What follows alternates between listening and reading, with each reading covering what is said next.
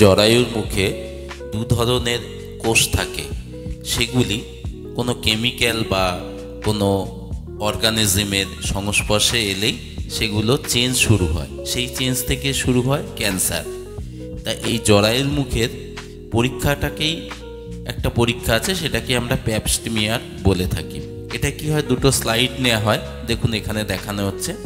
একটা জরায়ুর মুখের ভিতরে এবং ভিতর দিকে পেশেন্টের নাম লিখে দুটো স্লাইড নেওয়া হয়েছে, দুটো স্লাইড পরিষ্কার করে, এবং এখানটাতে একটা স্পেকুলাম যেটা দিয়ে আমরা ভ্যাজাইনাটাকে এক্সপোজ করি, এবং গজ বা অন্যগুলো যেগুলো পরিষ্কার করার জন্য লাগে।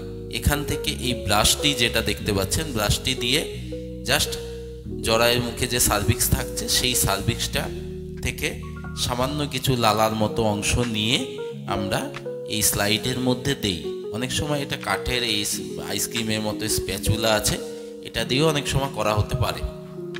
তো এটি খুব সেফ প্রসিডিওর এবং খুব একটা পেন হয় না, এবং খুব সহজেই খুব ভালোভাবে নির্ণয় করা হয়। এবার এই স্পেকুলামের সাহায্যে ভ্যাজাইনা এক্সপোজ করে তার মধ্যে থেকে যে রসটা নিয়ে এসে স্লাইডের মধ্যে দিয়ে তারপরে সেটাকে স্টেন করা হয়, মানে ভিন্ন ভিন্ন রং দিয়ে স্টেন করা হয়, এবং আন্ডার মাইক্রোস্কোপে সেটা দেখা হয়।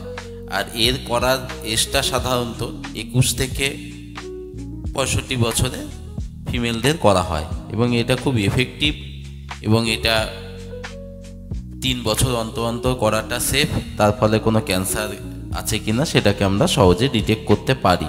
এখানে দেখুন সেই প্রসিডিওরটা খানিকটা দেখানো হচ্ছে, জরায়ু মুখটাকে এরকম এক্সপোজ করে ব্রাশের মাধ্যমে নেওয়া হচ্ছে, এবং এটির ফলে আমরা প্রি ক্যান্সারাস বা ক্যান্সারাস লিশনগুলো আমরা সহজে বুঝতে পারি। এবং এটা যদি কেউ নিয়মিত পরীক্ষার মাধ্যমে থাকেন, তাহলে জরায়ু ক্যান্সারটাকে আমরা সহজেই প্রিভেন্ট করতে পারি। নমস্কার, ভালো থাকবেন।